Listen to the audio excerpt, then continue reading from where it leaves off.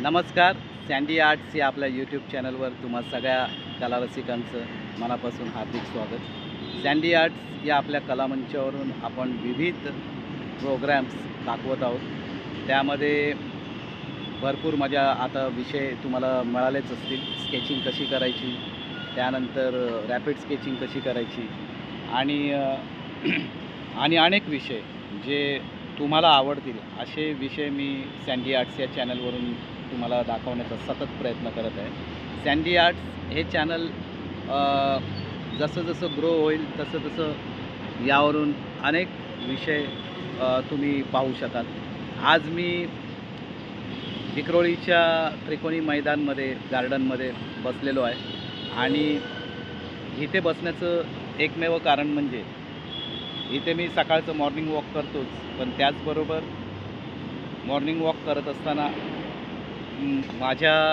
मला असं समजलं की इथे भरपूर काही विषय आहेत आणि ते आपण स्केचिंग करू शकतो. तर नवीन होतकरू चित्रकारांसाठी हा खास व्हिडिओ आहे की ज्याच्यामधून ते पाहू शकतात की इथे स्केचिंगमध्ये पार्कमध्ये तुम्ही लाईव्ह स्केचिंग करू शकता, झाडांची स्केचिंग करू शकता, छोटे छोटे बेंच इथे लावलेले आहेत त्या बेंचची स्केचिंग करू शकता. त्याचप्रमाणे या गार्डनचा व्ह्यू काय आहे, म्हणजे हेच गार्डन नाही तर तुम्ही वेगवेगळ्या गार्डनमध्ये बसू शकता आणि त्या गार्डनचं पूर्णपणे स्केचिंग करू शकता आणि ते सुद्धा लाईव्ह स्केचिंग. तर आज या व्हिडिओमध्ये हेच विषय पकडण्यासाठी मी तुम्हाला या गार्डनमध्ये जे विषय आहेत ते दाखवण्याचा प्रयत्न करेन आणि तुम्ही माझ्याबरोबर हे विषय म्हणजे नवीन चित्रकारांना मार्गदर्शक असा हा व्हिडिओ आहे.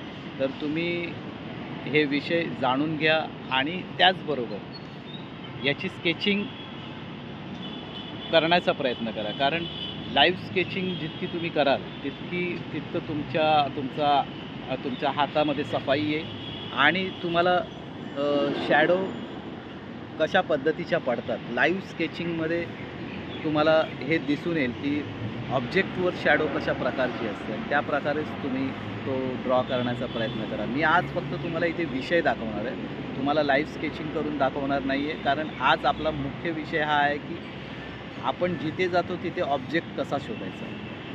तर त्या ऑब्जेक्टवरती लक्ष केंद्रित करायचं आणि त्याचं लाईव्ह स्केचिंग करायचं. तर या पार्कमधले मी तुम्हाला विषय दाखवतो, तर तुम्हाला ते नक्कीच उपयुक्त ठरेल.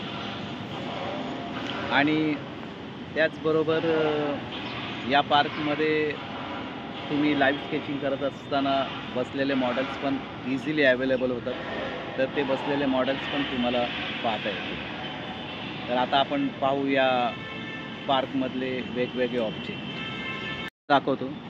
या पार्कमध्ये अनेक ऑब्जेक्ट आहेत.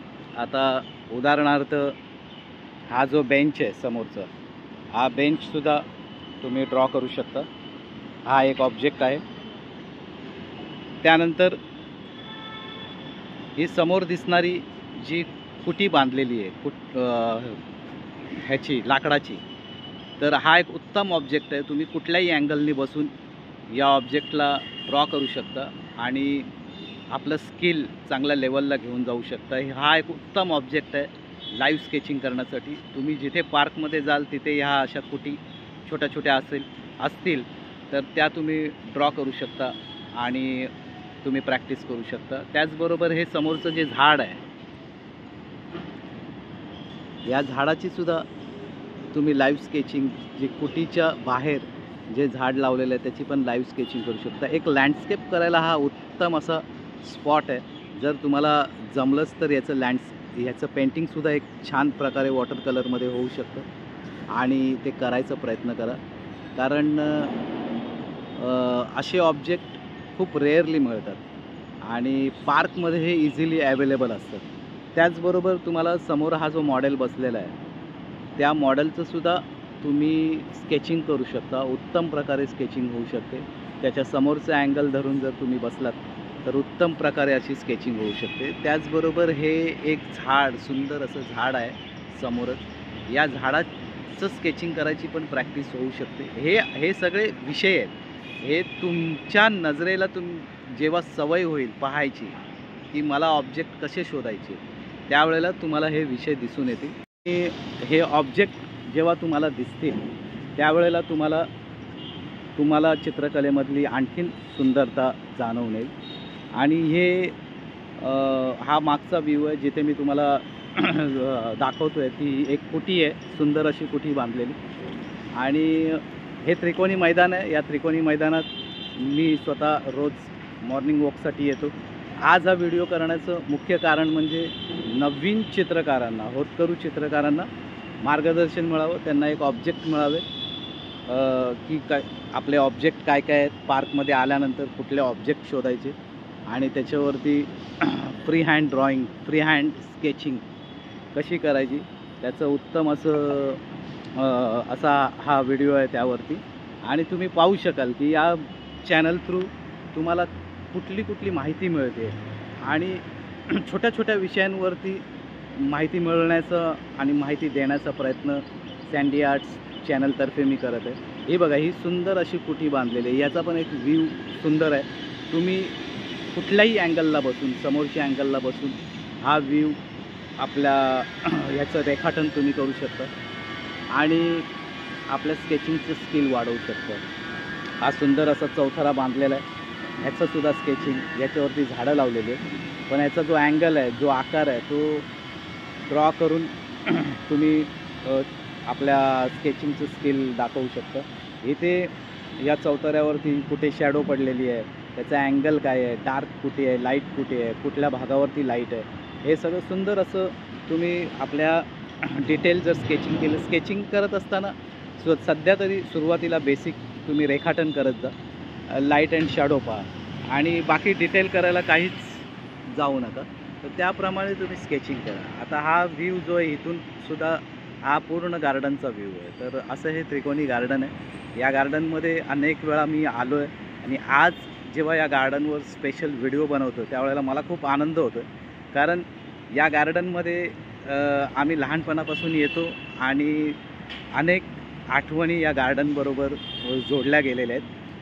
अनेक मित्रांबरोबर गप्पा गोष्टी करणं आणि खेळणं, तसंच आईवडिलांबरोबर येणं. तर असे हे जुनं असं हे गार्डन आहे. या गार्डनचा हा माळी आहे जो पाणी देतो आहे. तर हे छोटे छोटे जे ऑब्जेक्ट आहेत, आता मी त्या कुटीच्या दिशेने चालतो आहे जिथे तुम्ही ते ऑब्जेक्ट त्याचा व्ह्यू पाहू शकता.